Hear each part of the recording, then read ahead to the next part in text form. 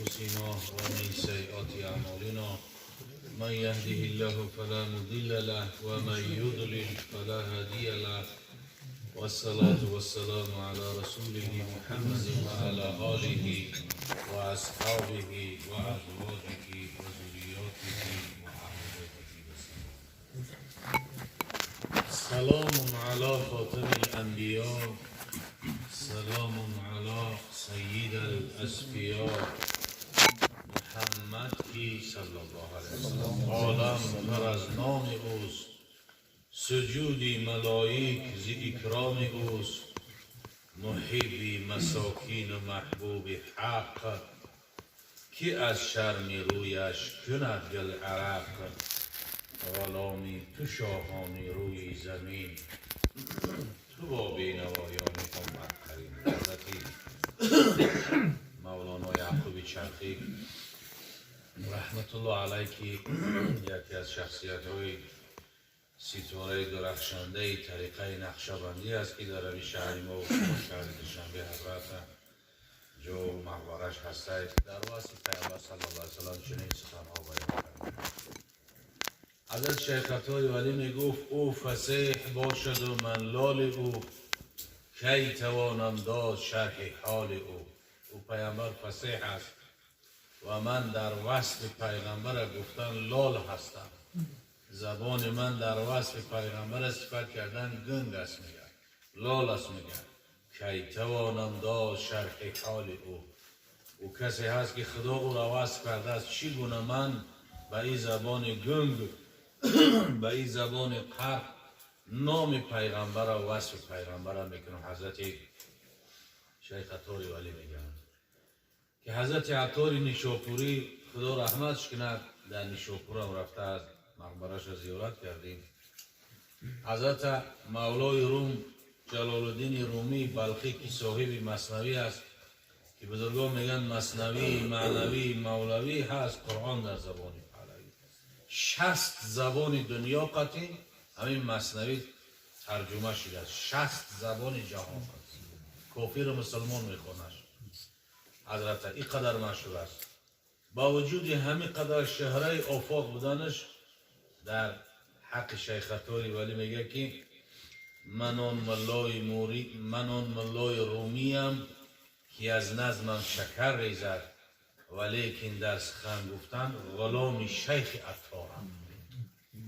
در نظم در سخن گفتن مولای روم به همه قدر شهرت میگن من غلام شیخ عطاری ولی هست. میگن جای دیگر میگفت 7 شهری عشق را عطار گشت، ما هنوز اندر خم یک کوچه ای. اگر شهرهای عشق پروردگار 7 شهر باشه، 7 شهر عطار میگه گذشته رفتگی است.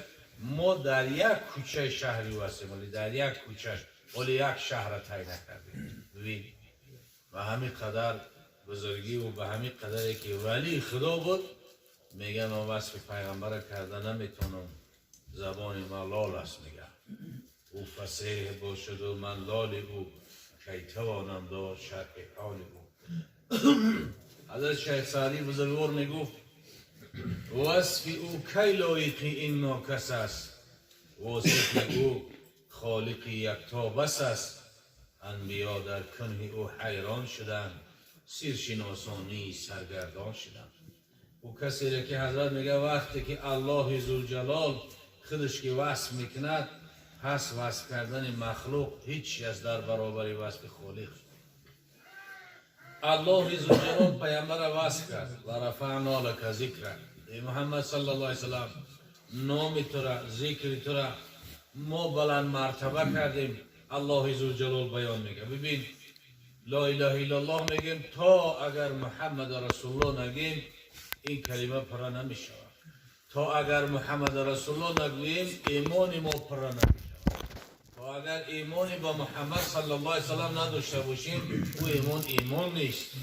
هر جا که یک نوشتجاتی نام الله ببینیم حتما درباره محمد صلی الله علیه وسلم باشه. از آن که میگوییم 2 مراتب اشهد ان لا اله الا الله، حتما 2 مراتب دیگر اشهد ان محمد رسول الله. اگر اشهد ان محمد رسول الله نگوییم او از آن چی است؟ ناقص است و ناتمام است. حتی که نمازی که میخونیم در همین نماز اگر درودی بر پیامبر نفرستیم اون نماز ناقص است. نماز میخونیم، عبادت پروردگار میکنیم، خدا را رکوع میکنیم، سجود میکنیم، در قاعده چی است؟ بر پیامبر صلی الله علیه و سلم درود میفرستیم. اللهم صل علی محمد، اللهم بارک علی محمد. اگر همین را در نماز نگوییم اون نماز ما و شما ناقص است. پس ببین که نام پیامبر اگر چنده به مزاح هم باشه، اگر چنده تفلک هم که دروغ بگه، دروغ همش دروغ است و این کنه نمازی. دروغ گفتن البته که چی است؟ این در اکثر حدیث ها هم آمدگی است. دروغگو چی است؟ نه چی است؟ دشمنی خدا است. دروغگو گورش تنگ است. دروغگو هر کسی که کسب دروغگویی میکنه از کسب کارش چی است؟ برکت برداشته میشود. کسب کارش دیگر برکت نداره. اثر تا بگه همین دوا حاصلش چی؟ دروغ همین چی است؟ بسیار بسیار وقتش یک بدبختی ها و کسافتی ها داره. برای همین پیامبر گفت که هر کسی که ترک دروغگویی کنه تو مردن شد، مزاح هم که باشه ترک کنه اگر با یک قصر در بین جنت پیامبر صلی الله علیه و سلم زمین میشه.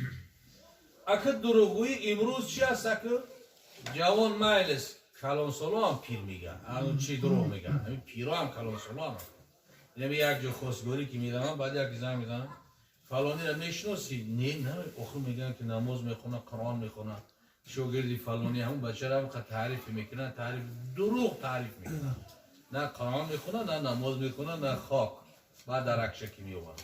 یا از جانب دختر هم که باشه اگه هیچ جو نبرامده، هیچ رو ندیده، هیچی را فلان با تقوی شب و روز جز در بالا قرآن نماز تهجد میکنه، وقتی میبرنش هیچ نه تهجد 5 وقتش نیست، سالی تهجد که اون طرف بیسته. ببین در ابتدای زندگی در همین حیاتی قدم اولی که در حیات میگذارن با دروغ سر میشوند. این دروغ ها با کلانترا میگن که جوان ها و خردونی ابتدای زندگی همین شهر عروس با دروغ سر میشوند. پس اکر مبعدی و چی خیلی چی برکت داد. پیامبر صلی الله علیه وسلم چی؟ دیم وعده داد که در بین جنت و یک قصر من زمین میشم برای کسی که ترک دروغگویی کنه اگر چنده که با مزاح هم باشه. و سیم گفت و ببیت فی اعلی الجنه لمن حسن خلقه و با بیت به قصر در چی است؟ بالاترین جای جنت من زمین میشم برای همون نفری که چکار کنه که اخلاق حسنه داشته باشن، اخلاق خوب داشته باشن، اخلاق نیکو داشته باشن. اکثر بعضی از ملک هایی که امروز در دنیا مسلمان هستند، اندونزیا و مالزیا و دیگر همه جا چی است؟ با واسطه چی است؟ همین تاجرای مسلمان شدگی هستند رفتن. اخلاق خوب مسلمان ها را دیدن که دروغ ندارن، دیدن که خیانت ندارن، دیدن که فریب ندارن. همین چی است؟ مردم اخلاق اینا را دیده مسلمان شد. در اکثر جاها مسلمان ها چی است؟ به اخلاق خوب شون قطعی بدینا دیدن اخلاق خوب مسلمان شدگی هستند. ولی از گرمانیا نقل کرد اونلو یک نفرم همسایش یک ترک مسلمان بوده است. از مردم ها یک مسلمان نیستن اکرد. یک روز فرزندش میگیره قطعی خودش میگه کلمه را عرضه کنید ما مسلمان شیم. به خاطر چی؟ میگه به خاطر که هر سحر که من میبینم فرزندای شما که با مکتب میروند تو دهن در میان، از دهن در دست همون مادرشون بوسه میکنن، در پیشونیشون میگذارن، دستو پیشی بعد از مادرشون دعا میگیرن، مکتب میرن. در اومدن هم پدر و مادر همین خیلی احترام میکنن، دستاشون بوسه میکنن. هیچ کافری دنیا در هیچ چیز وجود نداره، هیچ کجا در وجود نداره. امروزش هم که باشه بسیار درستی امیر علمیه در قشلاقا و در همون جای دوردست یا شهر بیرونش جوان قریب ندارن، جوانا قریب نیستن. همون 3-4 تا پیری همه موندگی هستن، همون کمپیر مسفید هستن، چند در همون جا حیات بسر میبرن، زندگی میکنن. یگان جوان در بین اونها چی است؟ وجود نداره. که یکی مرد در همون درونی خونه چکش میخره، عرقش میمره، بعد 6 روز بعد بو تفش که برآمد بعد عرقش میوال میبرن یعنی مش میکنن. اینه دختر کجا، پسر کجا، تعلیم و تربیت کجا. انا که فرق مسلمانی را از غیر مسلمانی بینیم چقدر از زمین تا آسمان است. اسلام چی میگه؟ و قضا ربک الا تعبدوا الا ایاه و بالوالدین احسانا. اولین چیزی که الله بعد عبادت خودش تاکید میکنه و بالوالدین احسانا، با پدر و مادرتون نیکی کنید. در خدمت پدر و مادر ولا تقل لهما اف، در خدمت پدر و مادر اف نگو. نجاست میکنه، باول میکنه، میشوی، پاک میکنی، با دستت میکنی، در خدمت همون یک مراتب اف نگو. کمترین چیزی که هست همیش در حرف هست، اف، الف فی، همین را نگو. میگه پوف نگو، توف نگو، چهرت ترش نکن. یک مراتب اف گفتی و چهرت ترش کردی، عبادت کردگی همش برباد میرود، همش برباد میرود. همچنانه که در خودی مادر تر شوست به نمازی کردی، شوست پاک کرد، تازه کرد، در آغوش گرفت، سینه‌ش در همون تفلک شیر داد، از جانش فهمیگه پدر و مادر هم خیلی خدمت بکنن. اما در واقع چی؟ میبره میره، نه پدر نه مادر که یکی مرد خبرش میتن، در همون مردش هم که بیاد طرفی نمیره، هم گروه چوش میکنه سینش نمیره، میره همون جوی میسوزندگی میبرن، یک قصید خوکیترش میگیره بعد میبره در یکون جو میپرتوش میره. انا فرق اسلام از غیر اسلام ببین چی قدر است، چی مقدار است. پیامبر صلی الله علیه و سلم گفت با یک قصر در بالاترین جای جنت ضامن میشم برای کسی که اخلاق نیکو داشته باشه. حضرت عایشه صدیقه طاهره مادرمون بیان میکرد که رسول اکرم صلی الله علیه و سلم فرمود که ان المؤمن لا يدرك بحسن الخلق درجه الصائم والقائم.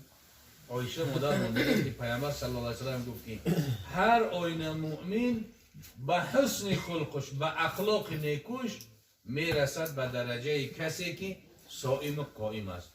نفری که روزه به روزه میگذراند و شب به نماز. آدمی است که از سحر تا بگه دائم روزه دار است، از شب تا به روز نماز میخونه. و آدمی است که فقط اخلاق نیکو دارد. همه اخلاق نیکو داشتگی را پیامبر میگه چی است که اجر ثواب پاداش برابر همون کسی است که صائم قائم است، صائم نهار است و قائم لیل. انا برای است که سیم گروهش پیامبر گفت و ببیت فی اعلی الجنه لمن حسن خلقه. انا همون قصر چی است در بالاترین جای جنت برای کسی که اخلاقش نیکو کنه.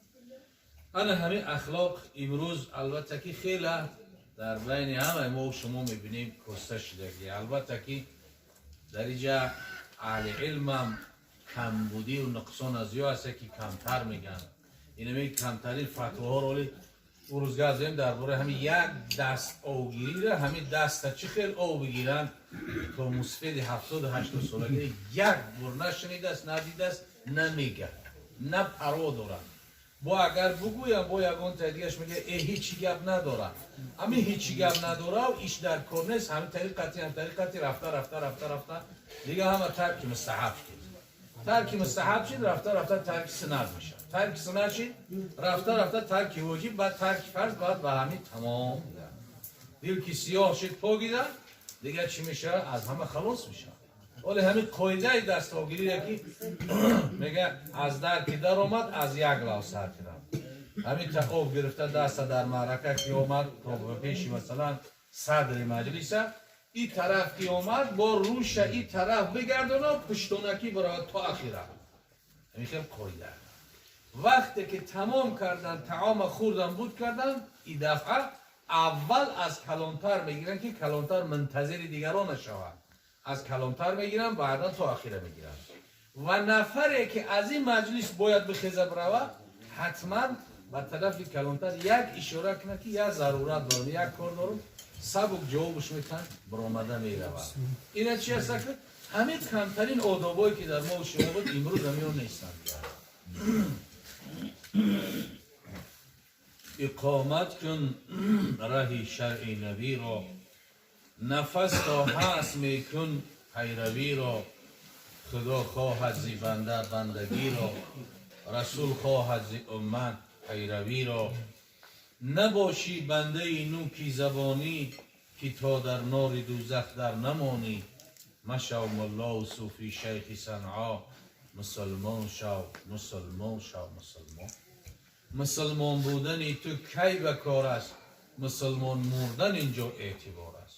الله عزوجلال همه ما و شما را توفیق هدایت نصیب روزی بگرداند و بر هر چیزی که میگوییم و از علما میشنویم خداوند عمل کردن نصیب روزی ما بگرداند و از شفاعت محمد صلی الله علیه و سلم اهل جماعه ما و اهل خاندان و گذشتگان ما و شما را و آینده های ما و شما را پروردگار با نصیب روزی بگرداند و اسلام و مسلمین را در تمام کره زمین غالب و پیروز بگرداند و الله عزوجلال برادر محمد یوسف و برادر اکی رستم و دیگر برادران را خداوند در حفظ حمایش نگهبان موشه و کسب کار عمر جانشان برکات عطا فرماید.